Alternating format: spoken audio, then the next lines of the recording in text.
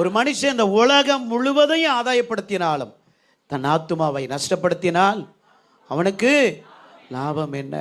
எனக்கு அன்பான தேவ பிள்ளையே, இந்த உலகம் முழுக்க நீ ஆதாயப்படுத்தலாம், ஆனால் ஆத்துமாவை என்ன செய்திடாத, நஷ்டமாக்கிடாத. பணம் வந்தாலும் சரி, பணம் இல்லைனாலும் சரி. அதுதான் பவுல் எழுதுறாரு, எனக்கு வாழ்ந்திருக்கவும் தெரியும், தாழ்ந்திருக்கவும் தெரியும். அல்லேலூயா, அல்லேலூயா. நமக்கு வாழ்க்கையை வாழ தெரியணும்.